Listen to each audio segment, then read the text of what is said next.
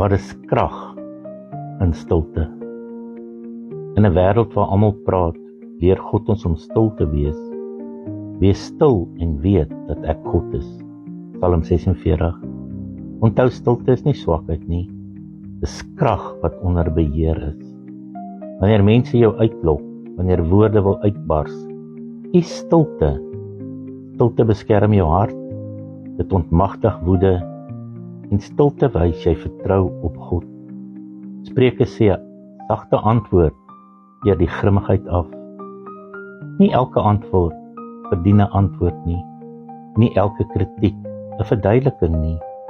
Soms is die mees Christelike reaksie om stil te bly en toe te laat dat God vir jou veg. Wees stil, vertrou God en laat wysheid praat.